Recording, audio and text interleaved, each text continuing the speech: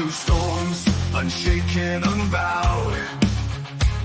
Through trials and verdicts, still standing proud.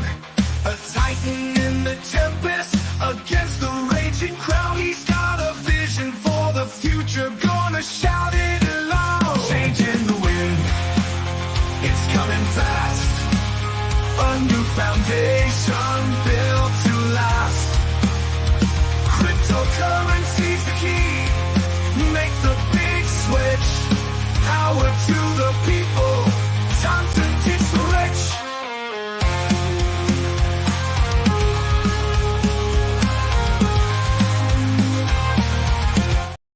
Welcome, everyone, to the Crazy Kryptonaut. I am Zester, and I hope that you are all having a wonderful start to the week. And how is everyone's Monday going, guys? What's up, Mile High Trish? We did have a lot of craziness go on in regards to the news just today.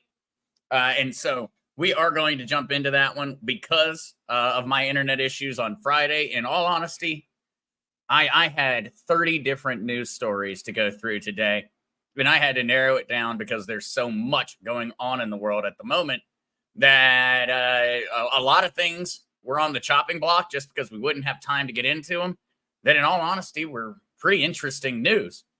And so I am excited to jump into it, but our main story today is going to be the absolute breaking news. It happened a matter of less than an hour ago, in terms of most of it breaking on major news outlets, and that is the RNC platform was put out, and crypto and Bitcoin were a part of the platform. And so we're going to be looking at the official Republican platform for 2024 and looking at the different issues that are on it in regards to cryptocurrency in just a few minutes. And people are going to be very interested in a lot of the verbiage that the Republican National Committee utilized on the platform. I think people are going to be very interested because we've talked about a lot of these words before and talked about what they mean. And so, yes, no, Trish, I am excited. Yeah, we do have we have some pretty big ones to jump into today. We do. It was unexpected. It was expected that on the platform we were going to see cryptocurrency on it. What was unexpected was to see what the platform included, the verbiage, how they stated it, how high of a priority they stated it as, things of that nature. And so we're going to jump into that one right after we get through saying hello to everyone and said thank you so much, as always, Mile High Trish, for joining us. What's up, Crazy Chester and Bear? Oh, and thank you, Kukla, for being here. I hope you had a wonderful weekend. And yes, I hope you stayed safe being in Chicago over the weekend. Absolutely. Over 100 folks shot. People ask about where the third world country is. We have a lot of big cities inside of the United States that I think I would be more scared of running around South Sudan than I would be worried about running around Chicago, Philadelphia, Pittsburgh. There's so many cities where I feel like I might rather risk it running around the Middle East in a lot of cases. And so I am glad that you are safe, and please do make certain that you stay safe every day when you are out there going to work. I know it is. It's the Windy City. It's a beautiful one, but unfortunately, well, Democratic politicians have decided to turn it into a war zone. What's up, David? Thank you so much for my apple. Hope you're having a wonderful one. And excellent gal. Hello, all. A Twitchter says hello. Oh, thank you so much for joining over here. Excellent gal. I think that I do still stream to Twitch. And in all honesty, seeing your comment makes me wonder what's going on over there. Hopefully I have not just been casually opening up a room for people to talk about who knows what 3 times a week, because I have not been going over there and looking, but I do believe that the feed would come into StreamYard, so I would see what people are saying. But I'm glad that you joined from the Twitch side. Oh, what's up, Captain Spiffy? I hope you're having a wonderful one, and thank you, as always, for that thumbs up button. It makes a difference, guys. It really does. I'm certain. I'm certain that the algorithm has all kinds of other craziness going on, but it seems to make a difference, and so I appreciate it and thank you. All right, what's up, Linda Hearn saying good afternoon from rainy Missouri. That is Missouri, right? Those were the only state acronyms that ever messed with me. Were some of the or yeah. I'm pretty certain. Tell me if I'm wrong. Tell me if I'm wrong. I want to be right. What's up, Edward? What is up? Oh, and welcome Donna and Karen Merle and Sanda Billingsley and Biggie Hart. Thank you. I do really love this one. Definitely one of the famous ones from Kukla. And thank you, as always, for reminding me. Anything and everything discussed on the Crazy Kryptonaut channel is for education and entertainment purposes alone. Please consult a professional before making any major decisions. Thank you, as always, Kukla, for keeping my butt safe. What's up, Stoked? Man, I like your profile image there, Stoked. That's awesome. Fiery Lion. A very fiery lion. What's up, Savvy? What's up, Gary? 7, is the Chevron decision going to affect crypto? We've got so much going on in the news, Gary. Honestly, I think it's pretty hard to even point at one thing and give it the blame at the moment. Where we're going to talk about the fact that Bitcoin is down well below 60K. And we have a list of 5 different possible culprits, essentially. It's very difficult at the moment with so much news coming out to really be able to point to what is the prime mover on a lot of these different issues. And so we're kind of entering in, it's almost like it's not a media blackout, it's like a media flood. We're getting so much information, so many announcements that it makes it impossible to really point to something and say, that's the reason. And that's always frustrating. I know from an analyst standpoint in terms of financial markets or crypto, that their worst thing is they would rather have bad news and know that that news is bad, I think, than they would have a variety of a bunch of different things where they're not really able to sell a clear narrative. And right now, there is definitely no clear narrative. What's up, Canadian Girl and Firecracker and Vita and Kay and Bulldog? Welcome. And yes, I will be adding that link in. Bulldog, absolutely. Absolutely will be. What's up, Mary Jones and LG Lady? Oh, we have got a lot of people joining us today. Thank you guys all so much for joining. And Kukla, we will have some updates on Tina and Tino at the very end. And so for those that are interested, absolutely. At the very end, we will be talking kitty cat time. Topaz, hey Zester, what's going on with XRP? Well, the whole market has got a lot that's going on, and XRP is, well, it's not having a great time. Neither is really the market on the whole. For some reason, with this most recent downturn, we have seen more of that past correlation between the price of Bitcoin and all the other altcoins. So we will jump in and talk on that one. Our first things, though, guys, is we're going to jump right into the political news because we do. Donald Trump's Republican Party pledges to halt the crypto crackdown. Though not listing it as a top priority, the Republican National Committee adopted a platform that aims to boost digital assets innovation. And so as we come down here and we start to look into what was stated inside of the platform, Republicans will end Democrats' unlawful and un-American crypto crackdown and oppose the creation of a central bank digital currency, according to the document. We will defend the right to mine Bitcoin and ensure every American has the right to self-custody, very important, self-custody of their digital assets. And they will be able to transact free from government surveillance and control.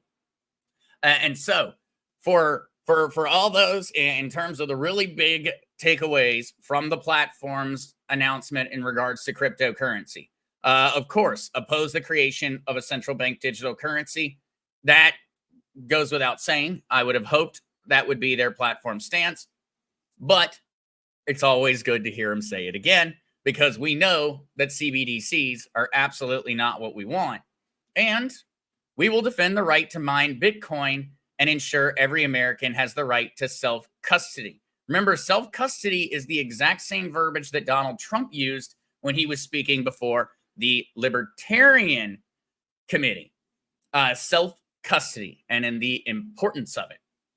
And that's something that for all of us is extremely, extremely important to ensure is a part of any legislation, a part of any future digital currency, is that it is self-custodial. We are the ones holding it. And that is extremely, extremely important. And they went further. And so this is something that Donald Trump had not discussed in terms of his own personal conversations and to transact free from government surveillance and control. And so what we see here is a lot of, I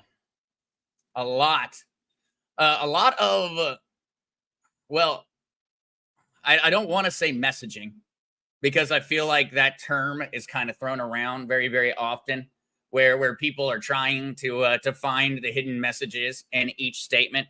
This isn't really, I don't think that would be the proper terminology here. This is more a matter of, and I guess it's the same thing, reading between the lines.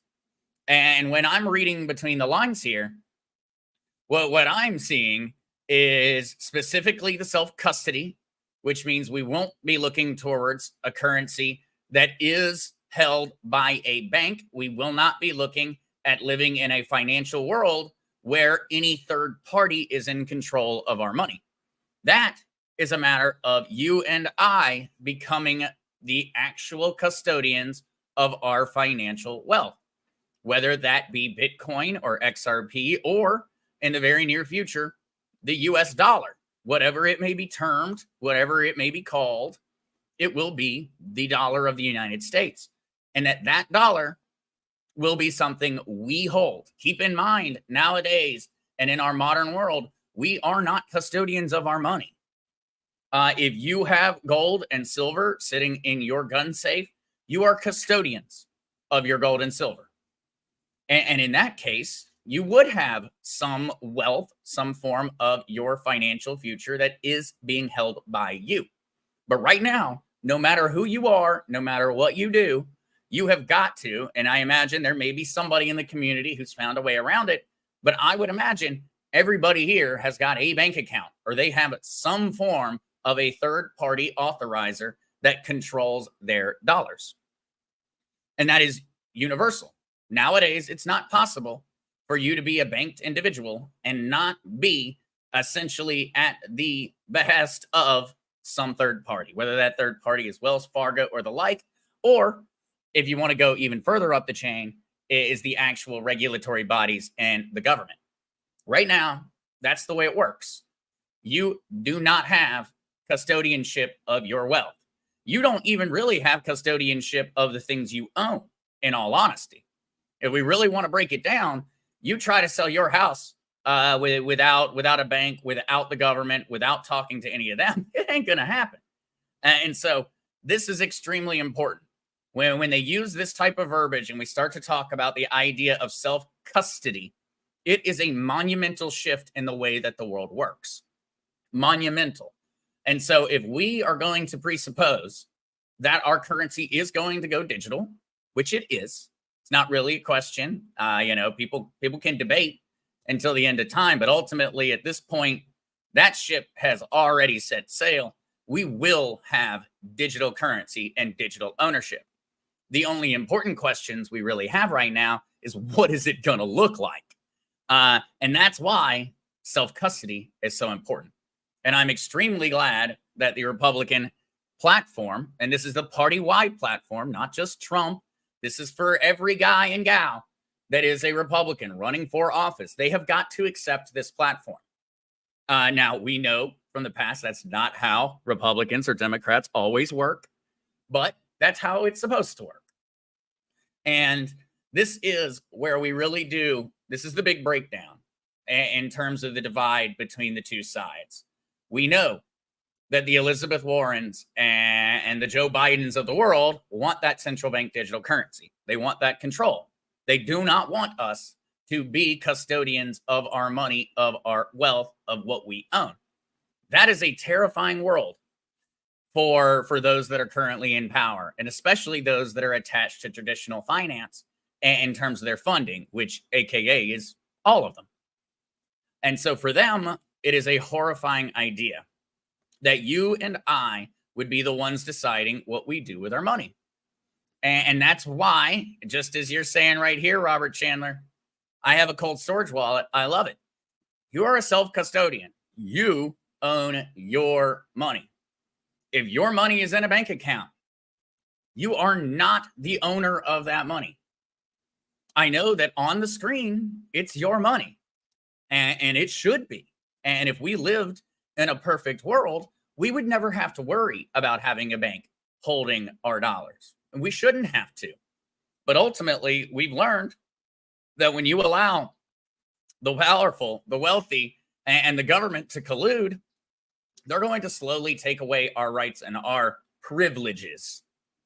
And that is where we know that if we continue to allow banks, see how far it has already come in terms of quantitative easing, in terms of all of the other things that the banks get away with. Our money is not our money if they have it. It's not. And we're moving towards a world where it will be. And I am very, very glad to know that the Republican Party is on board for that world being one where we have self-custody. I know it seems like a very small thing, and I've now said the word or the term probably 20 or 30 times in just the stream, but it's because it's that important. It's a very, very small phrase, but in the same way, it's the difference, when somebody makes a very small comment and says, "Oh, well, you have two different governments. You live in a democratic republic, and you live in a communist dictatorship." Those are two very, very basic terms. It's really big and very important, the difference between the two. And it's the same thing here. The difference between self-custody and third-party custodianship is huge. It doesn't seem huge, but if you do not hold your crypto, if you do not own your money, you do not own it. And you never will until you hold it. And so I was very excited to see the actual official party platform include this term, because that would have been something where if it didn't include the term, I would have been worried. Why? Wait a second. You can tell me everything else. Everything else. You can tell me that it's not going to be a central bank digital currency. You can tell me that we're going to be able to mine all the Bitcoin we want.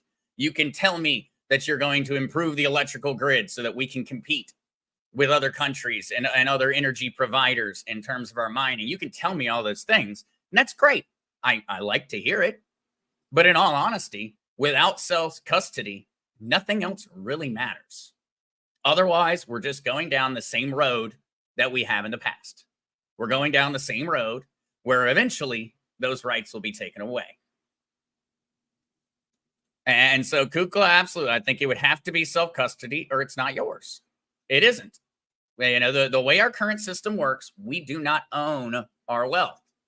We entrust our wealth. We have the privilege of being able to access our wealth in our current world. We do not have the right. We have the privilege to access it. Notice here that it is not a privilege, it is a right to self-custody.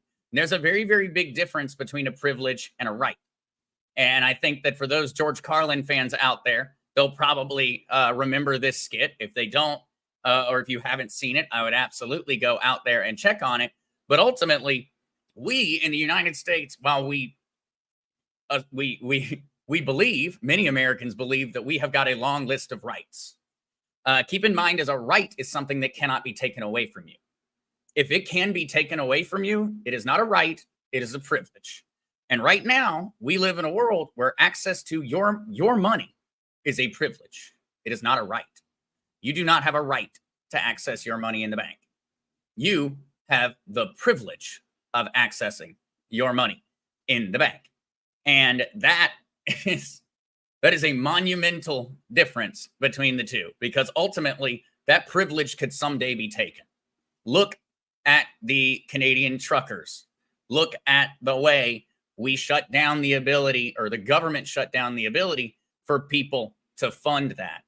That is, if anyone needed any more of an example of the fact that our money is a privilege, not a right, I can't think of anything that more properly made it very, very clear that it's a privilege. And so it's extremely important, the right to self-custody. That right to self-custody is something that we deserve.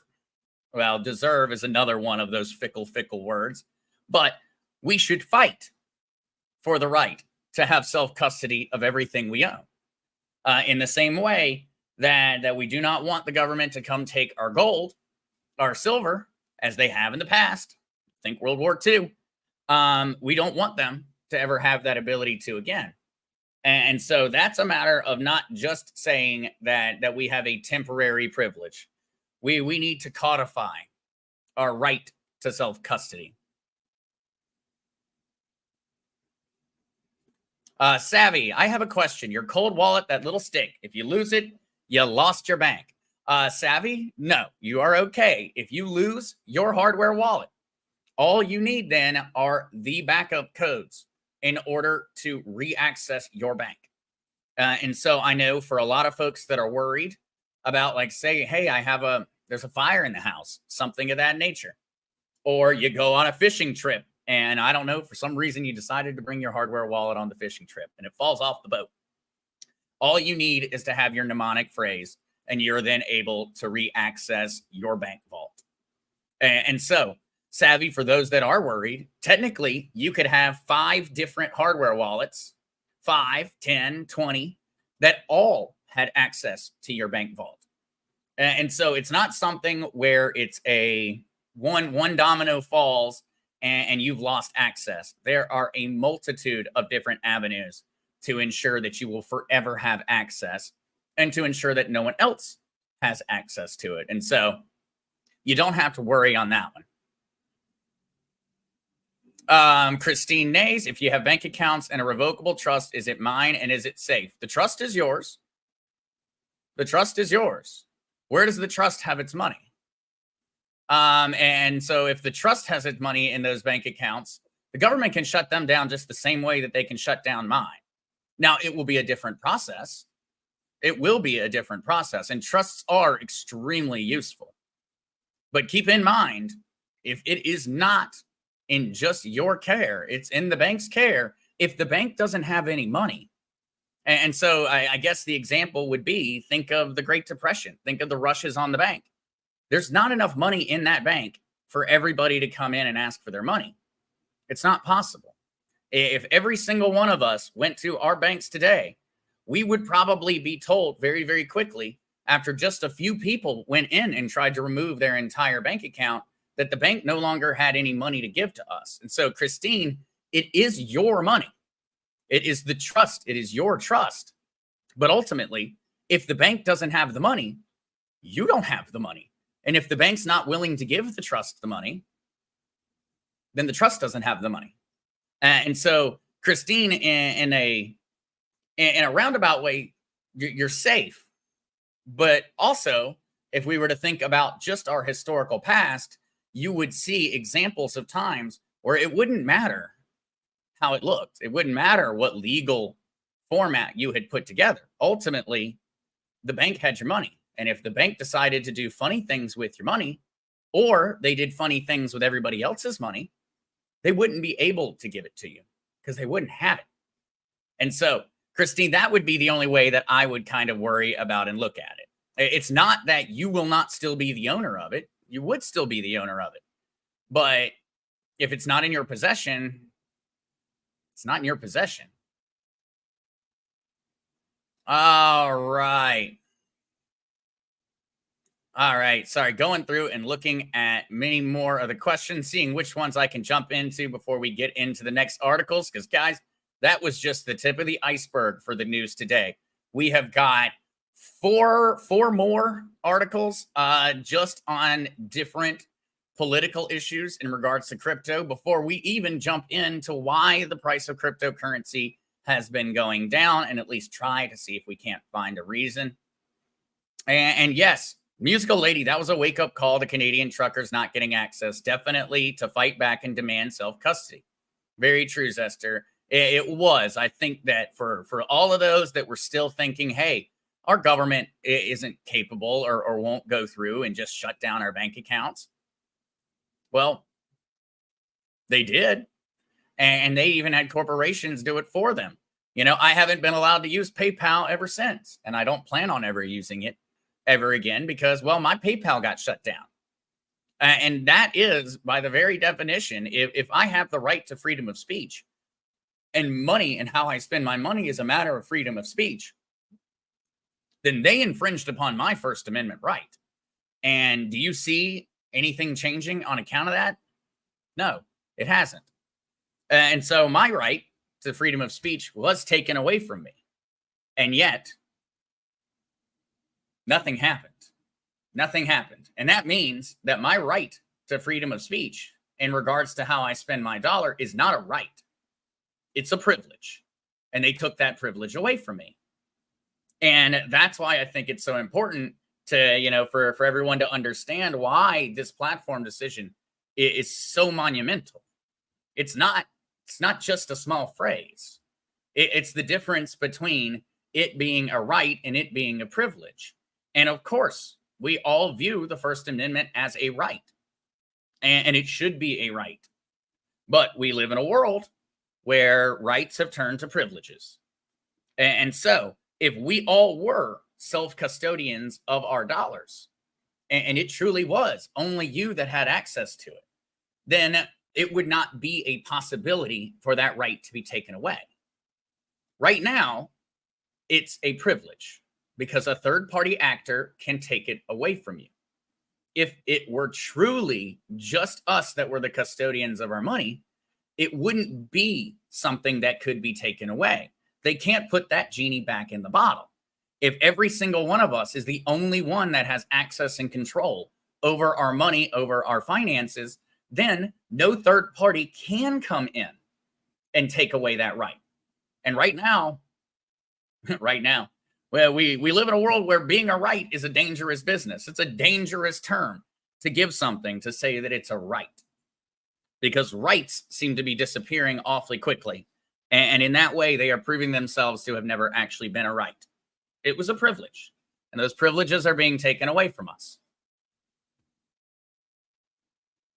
All right. Firecracker. Yeah, if you lose it in the water, then the fish are the custodians. And Rhonda Peterson, crypto is easier to carry than gold. It's a heck of a lot easier. And it's a heck of a lot harder for the government to take my crypto than it is for them to take my gold. Ultimately, they can show up at my door with a gun, and either I give it to them, or, well, I don't get to take it with me. And so I'm probably going to give it to them. When it comes to crypto, short of them making me give them the password, in which case we're talking about a whole other degree of authoritarianism, and them even knowing that I have it is a whole different ballgame. It's a whole different ballgame. All right. Triple B, are you willing to do some one-on-one training for a fee? I have debated that one, Triple B. I have debated that one, and that's something I am considering for those that do need one-on-one. I know, though, that it'll be a lot of folks, and so I will be thinking on that one, Triple B. Yeah, and Bulldog, this is why I will be able to earn money off of XRP. It's because we will actually be the ones who are holding our money in the same way that banks hold money right now, and they get paid to hold it. They get paid to use it.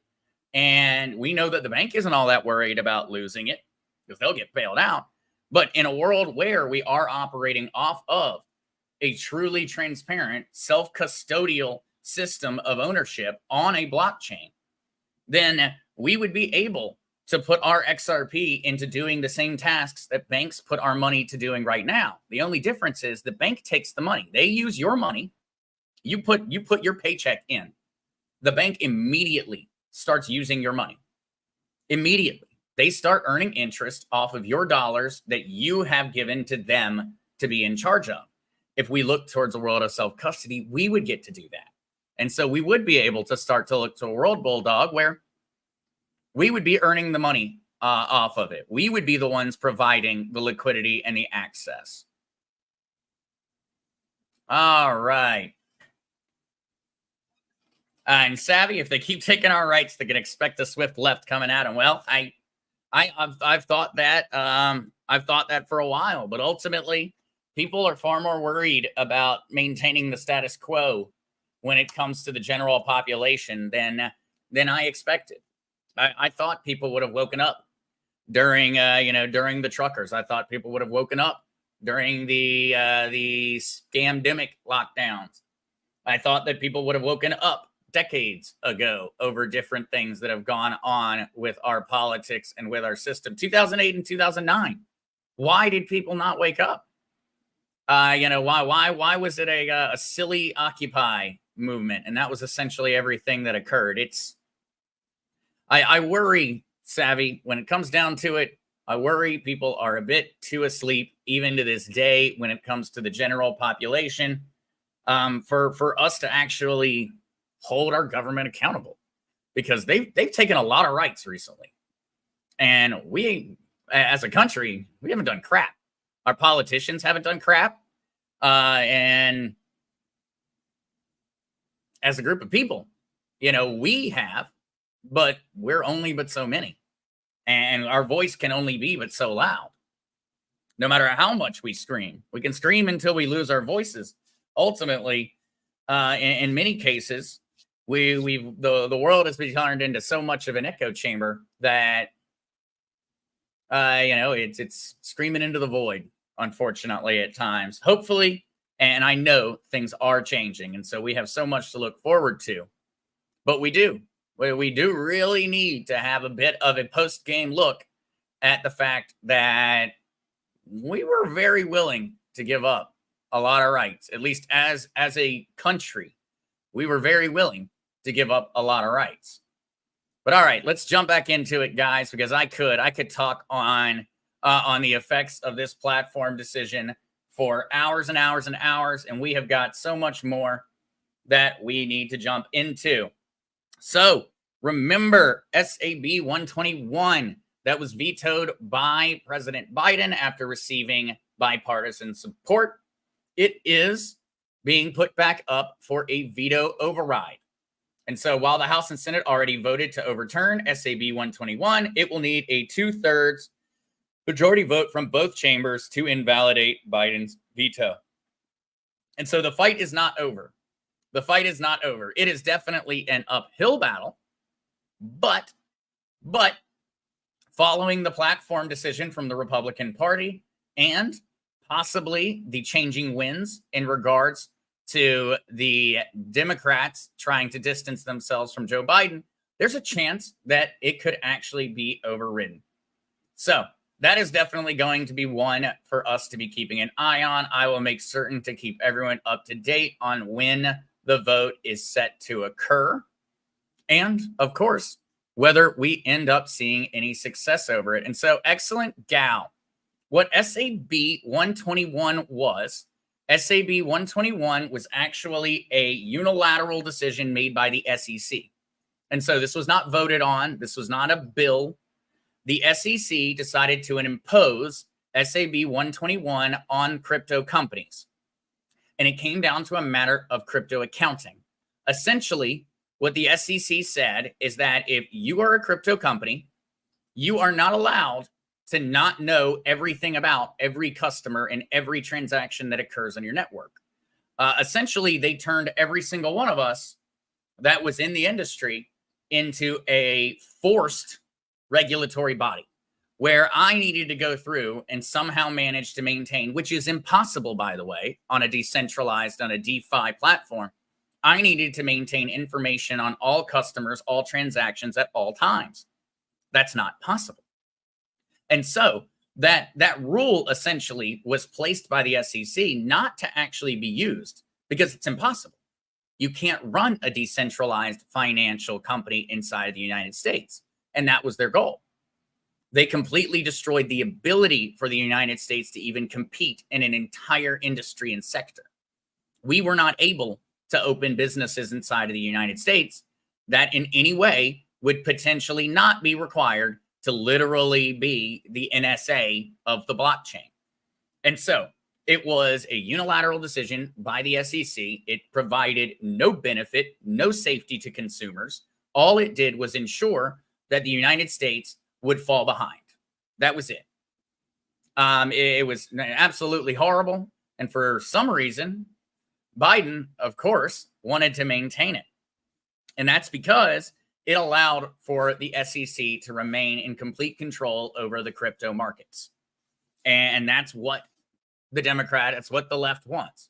I have a lot of questions in regards to the people that are currently working in the Security Exchange Commission. I strongly believe that they are owned by the left. It doesn't seem as if there is any real question in the matter. It seems as if Biden was attempting to protect the jurisdiction of the SEC because there was no part of the override and of what the new bill would have been that would have in any way endangered consumers in the United States. And so that would be a bit of that backstory there. Excellent gal. And so I am definitely hoping that the override is managed. I am not in any way holding my breath. It is still going to require a lot of Democrats. And in all honesty, are we going to make it? 55.6% of the House voted in support of the bill and 61.2% of the Senate. And so that means we would need to end up getting up to a 66.66% or 2/3 in order to overturn the veto. So it is probably unlikely, but it is more likely since the Republican platform decision, in my opinion. Continuing forward, Cynthia Loomis backs Ian Cain over crypto lawyer John Deaton for Senate. And the reason that I have this article up here is because pro-crypto Senator Cynthia Loomis cited Republican Ian Cain's understanding of blockchain technology and the digital economy in his campaign to unseat Democrat Elizabeth Warren. There is a lot of focus on unseating Democrat Elizabeth Warren. A lot of focus, and that's because she is the largest anti-crypto, the largest proponent on the left at the moment in regards to pushing for central bank digital currencies and for authoritarian regulation on the industry. And so this is going to be another one to really keep an eye on. For those that are not aware of Wyoming Senator Cynthia Loomis, she probably is the most outspoken cryptocurrency advocate. Probably the most outspoken on her own. She has really made massive pushes in Wyoming. Wyoming is the most crypto-friendly state in the United States, which I know it'll be a surprise to many. Many would not have expected Wyoming to be that option, but Wyoming has become a hot spot for cryptocurrency development because it's really some of the only safe ground inside of the continental United States. All right, though, jumping forward as I look at the time. Oh, my old one, my state, my homeland, North Carolina's central bank digital currency ban bill vetoed by the governor. So, for those that are not aware, there has been a massive push across the United States on a state level to pass bills banning the creation of a central bank digital currency. Now, the state House of Representatives inside of North Carolina voted for a CBDC ban bill. And then Governor Roy Cooper, who is a Democrat, decided to veto it. And so if you are a North Carolinian, hold him accountable for this. North Carolina Governor Roy Cooper has vetoed a bill banning the state from implementing a U.S. Federal Reserve issued central bank digital currency, despite receiving near unanimous support in the state's House of Representatives and Senate. And so this is another time where we are seeing a Democrat who has veto power veto down a bipartisan bill. There is something going on, guys. There's something going on. We see Biden vetoing bipartisan bills in relation to crypto. We see Roy Cooper, governor of North Carolina, vetoing bills that are receiving bipartisan support in regards to crypto. This is the Democrats trying to take advantage of the last time that they still maintain veto power on a lot of these states to hold back our progression.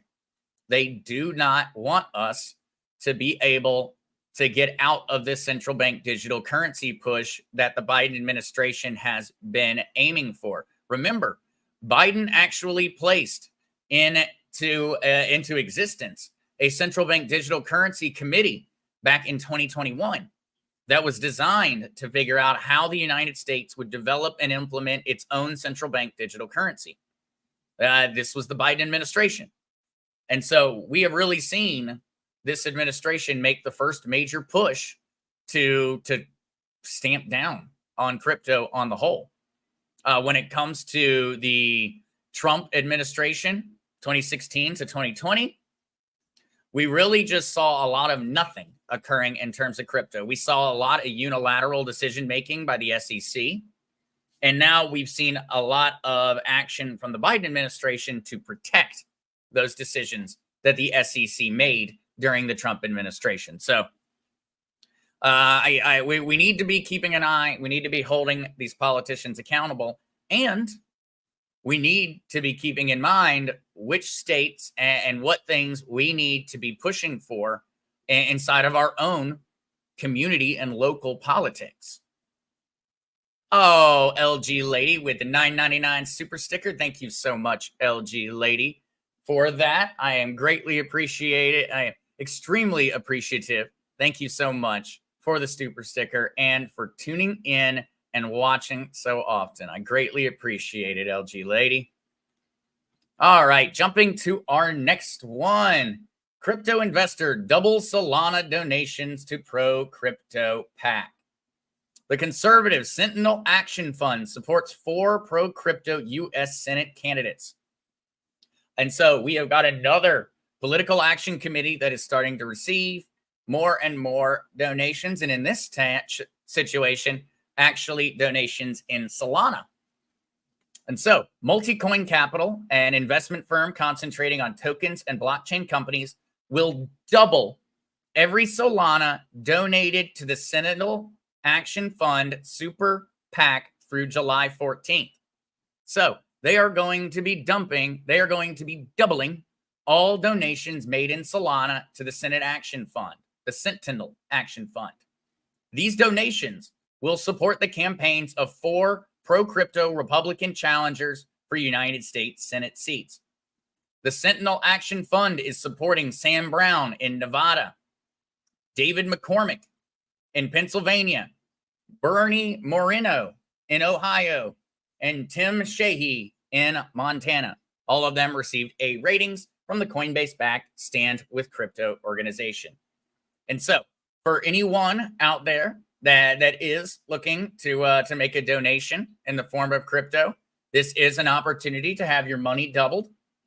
And so I would absolutely, for anyone that does out there possibly hold Solana and wants to be able to donate to make a difference in this election season, hey, this is an opportunity to make Multicoin Capital spend a lot of money. And so another sign from the crypto industry of where things are going, backing conservative candidates who want to ensure crypto can responsibly innovate in America. We're seeing it. We're seeing it happen, guys. And so this was a Sentinel Action Fund was founded in 2022. It spent, didn't mean to click on that. It spent $10.2 million to oppose 5 Democratic candidates and $3 million to support 11 Republicans in that election cycle. It spent all but $191,702 of the funds it raised. And so that was just during a midterm. Around $13.2 million spent to support Republican candidates during a midterm. their expectations are to end up providing much, much more for the 2024 elections. More money flowing in and flowing into the right direction. We're seeing crypto has decided. It seems as if the industry on the whole has really decided who's out there to support them. And well, we have Donald Trump to thank for that. I have no doubt Donald Trump will receive millions of extra votes, compliments of his crypto stance in 2024. Maybe it won't be the deciding factor in terms of the election, because I believe Trump is going to win by so much that it really won't be close enough for us to point to one thing, but undoubtedly it will make a difference, especially when you look down ballot. I think that's probably where it's going to end up making the biggest difference, is in down ballot races, which are going to make the difference between a Trump administration that is handicapped and a Trump administration that ends up coming into office with a mandate. We want the mandate.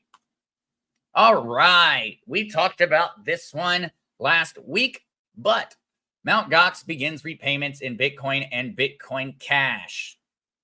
All right. And so these repayments are going out as they have been for the past week or so. And guys, as we are looking at the crypto prices and things of that nature, we are looking at one of the major reasons that the market, or at least a lot of the market analysts, believe that Bitcoin is struggling. And that's because of this expectation. Up to 99% of Mt. Gox's $8.2 billion of Bitcoin could be sold. Nearly all of Mt. Gox former creditors might be looking to sell their Bitcoin, which has increased by over 8,500% in value in the 10 years since the exchange's collapse. And so anybody who held Bitcoin on that exchange, when they lost access to it back in 2014, they have seen an 8,500% gain at just the price point it was at 10 years ago. Keep in mind, it was actually at a very, very high price point for the time at that point. Now, I mean, hundreds of dollars is very different than, tens of thousands of dollars that it is today. But we are talking about a massive, massive increase in value. And so these people suddenly overnight gained a lot of wealth. And so we do have the analysts out there that are crying wolf. I have no expectation that we will see a 99% sell rate amongst those who receive their dollars, but undoubtedly we will see a lot. And this is only compounded by the fact that we have had governments unloading their holdings of Bitcoin.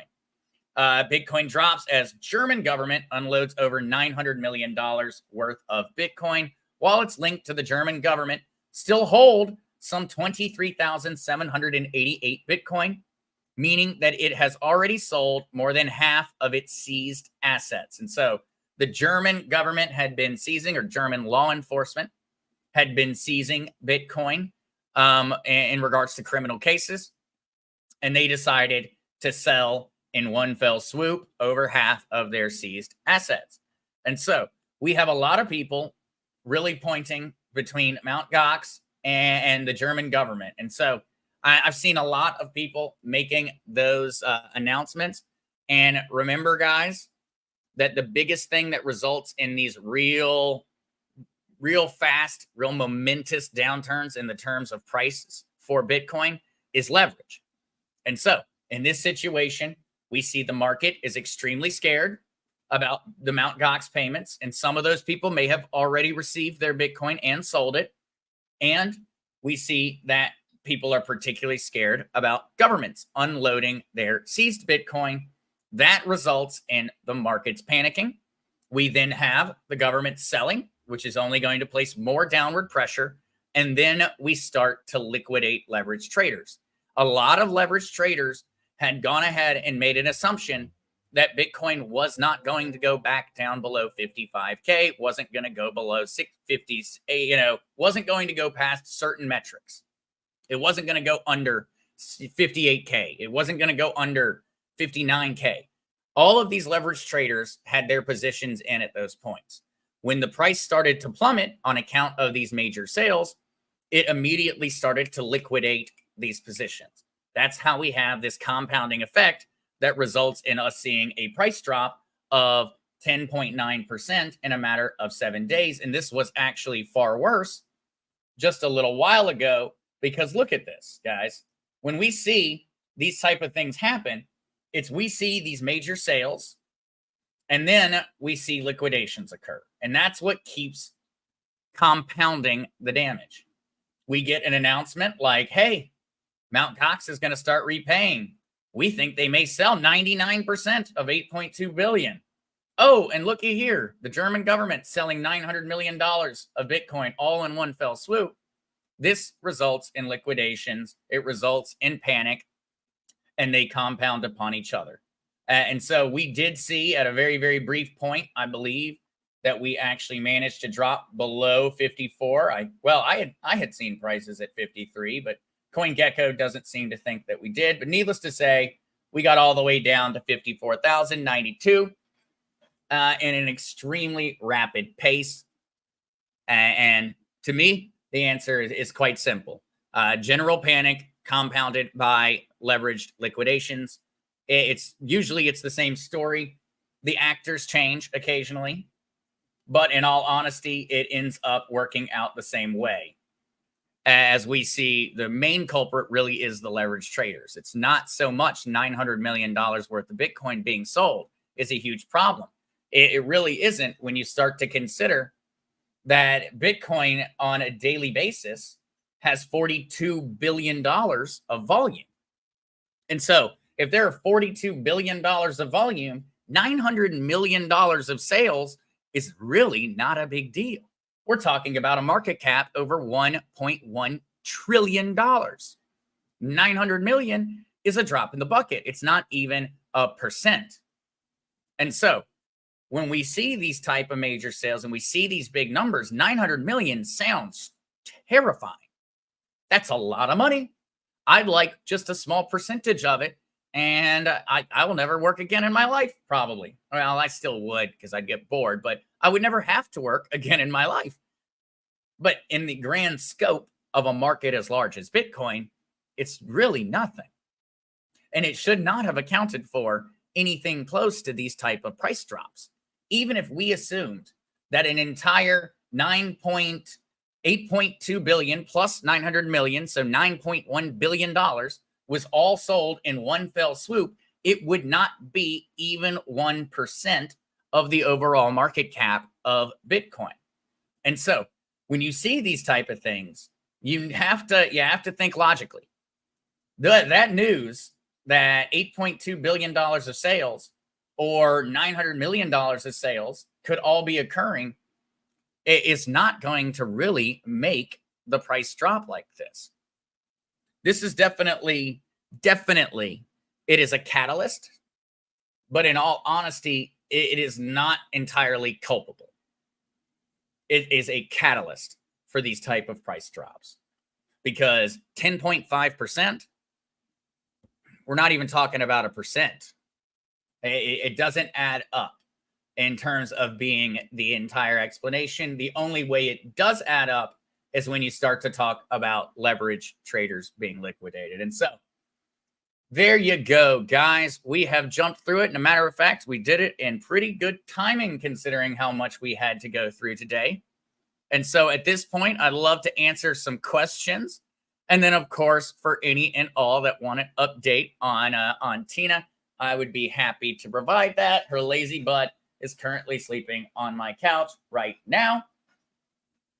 And so thank you guys all so much for joining in today. And please, please, please, please,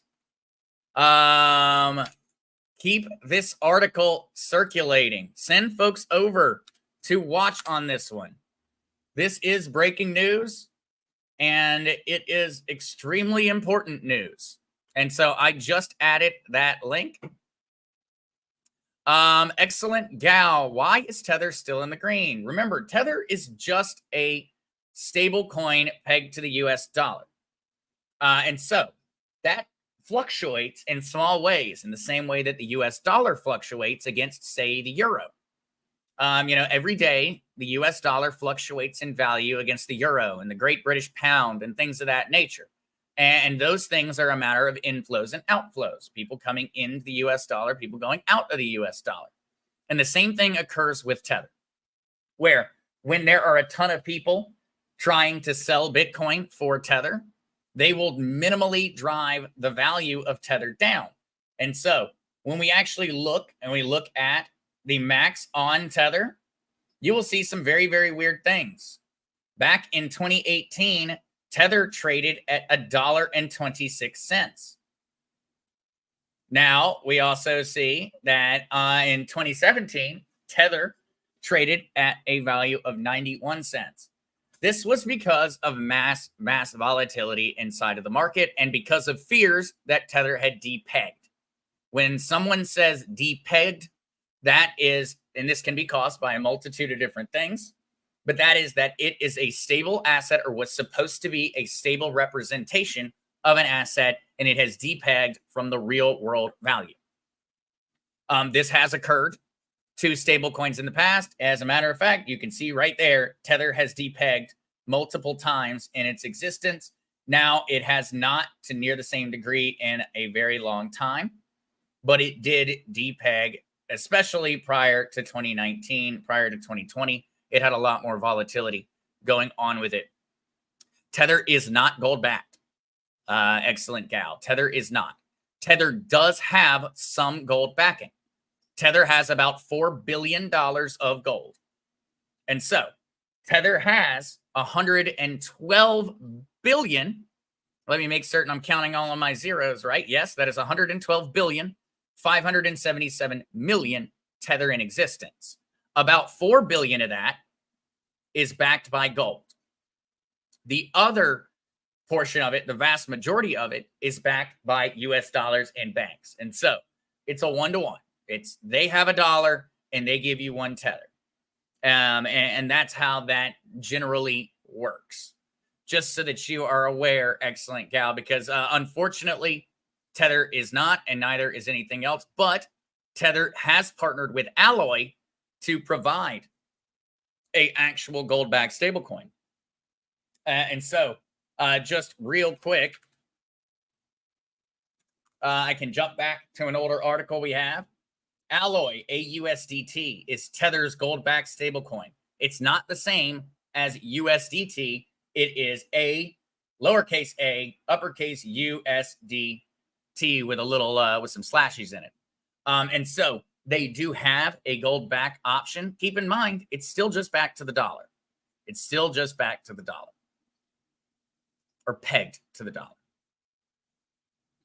All right, though, guys, some great questions today, guys. Thank you all so much for joining in. And I will, before I run off, for those that are still here, I will give a short wake up to little lady over here. And we'll see how she's feeling today. How are you feeling, little Tina? Yes. Well, there we go. There we go. No, Tina has been very, very happy. She's getting a little bit fatter. She's starting to gain a bit of weight. And so I'm very, very happy to see that, because she had been staying very, very skinny, and she's eats so much. And I know that she doesn't have worms or anything like that going on. So I was a little worried that she wasn't putting on the weight very quickly. That seems to have changed. I can tell now just from picking her up. I don't even need to look at her. She's gained a pound at least. And so she's still very, very lazy. But the vets did say that after all the surgeries and all the shots and everything she went through, that is not unexpected at all. And that in the coming weeks, she'll keep getting more and more and more energetic. She is taking a variety of supplements, including the, what is it? Super juice. I have a little thing of it sitting right here. Super sauce. She is taking her super sauce as well as a few other supplements. Eagle Mark, they are not allowed together. And so it is problematic because Tino and Tina are not allowed together in order to protect his health. And so they will be getting more tests done actually this week. They will finally be able to get their tests redone. And at that point, it will be the official decision will be made in regards to everything once we have double checked if there's any possibility that she had a false positive diagnosis or anything of that nature. And so come the end of this week, I should have some full answers. If Tina remains positive and Tino remains negative for FIV, then Tina will be looking for a home. Just because it is always a risk. If I were to keep them with each other, and it would always be a risk that Tina would contract it. And in all logic, the illness, the virus, FIV, feline immunocompromised virus or immunosuppressing virus, something like that. Then, well, it takes different paths in different cats. Some cats can have it, and essentially their whole life will be pretty much normal if they're maintained and regulated. Some cats will have it, and it will make a very, very, very drastic change in their lifespan. And so that is not something I'm willing to risk Tino's future years for. No matter how much I love little Tina, I will make certain to find someone who will be giving her a loving home. And luckily, God has provided, and he has given me a multitude of different answers in regards to making certain that Tina is well taken care of. And so we have got plans on the backup plans and backup plans for the backup plans. I am still just hoping, fingers crossed, that these tests this week will show that the original tests were false. That is my hope. That is absolutely my hope. That's the only thing I want to happen, but we don't always get what we want in this world. And so if I do not get what I want, we'll still make certain that Tina has a safe home, because it's not an option to take her anywhere in Puerto Rico. In Puerto Rico, cats with FIV, there's only one answer. And so I am very, very, very hesitant and yet excited for the tests later this week. For those that are worrying about Tino is very, very close. I sit with Tino for a couple hours each day. He is extremely upset. This is absolutely taking a toll on Valentino, because he spent every minute with me. I work from the computer. And so when I was home and I was with him, he's used to spending every minute with me. And so it has been extremely difficult on him. And so that is something I'm very, very worried about. I need answers quickly, essentially, because I am worried about Tino. He's very, very sad being alone. He now will, whenever I walk up or anything else, or I go to leave, he will jump and he will grab my leg and like hug me, not with his claws. He will grab and he will hold like I'm trying to drag him along in order to try to keep me from leaving. And so I feel very, very bad for him. I hope that he understands it is a matter of protecting his health. But of course, he's just a kitty cat. I'm not certain he fully understands it. But I have been trying to give a multitude of different special treats and presents and gifts and toys, and spending every minute I possibly can with him. And so I know Tino is looking forward to an answer to all of this. Tino's probably looking forward to an answer to this more than anyone else, because he is not a happy boy not being with me. Not a happy boy at all. I would say for anyone out there that has experience with the super sauce, how do you convince the cat to eat it? And so if anyone does have any experience with that, I would definitely appreciate it. I have pretty much tried everything. I have to force Tina to eat this stuff, force her to eat it. Otherwise, she just won't do it. So if anyone has any suggestions on how best to mask the smell or whatever it is that she doesn't seem to like, I would greatly appreciate that. Tino, on the other hand, doesn't care at all. Tino's just a little fatty. He'll eat anything. You put it in front of Tino, he'll eat it. He will eat it. Tina, on the other hand, she's picky. She's especially picky for being a street kitty for so long. You'd think she'd be down to eat just about anything, but she is not willing to make this easy. But thank you guys all so much for tuning in. There's the cat update. Everything is going well on that front, but really the big news is going to be when I get the test results back at the end. And so, Michelle, I mix the sauce with the wet food. That's what I do. And she'll eat part of the wet food and then she will leave it. She will just leave it.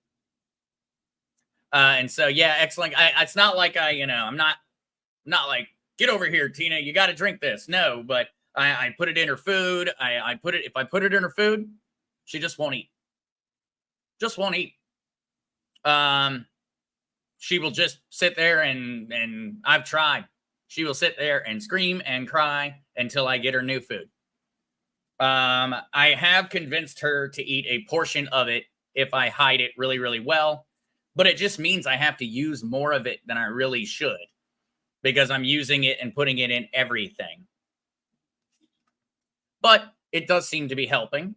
And so I'm going to keep doing it. And yeah, that was my thought, that she would get hungry eventually. But, the screaming for 10 hours straight was enough to break me in terms of my resolve to continue the process. But I will try some of that one. And I'll look into that musical lady. Maybe there's something I can do that I could put it inside so that she can't smell it. Because I think it's that she's smelling it. I don't think that's that it tastes bad. I think she can somehow, even when I stir it all in, I put it all inside, and there's no way she can tell it's there. She still won't eat that food. She knows somehow. She knows. Maybe that's what I'll try, Patty. Maybe I need to find something that outsmells it. Maybe some tuna would do it. And Margie can wipe it on her paw. She might clean it off. That's true. But all right, guys, I will take those suggestions into consideration and see if I can't find some way to trick the little lady into liking it a bit more. Otherwise, I'm going to let everybody go so that everyone can be ready for the original Mark Z podcast at 7 p.m. Eastern Standard Time. And so thank you guys, as always. I love y'all. Tina loves y'all. And I will see everyone again on Wednesday at 5 p.m. Eastern Standard Time. Y'all have a good one.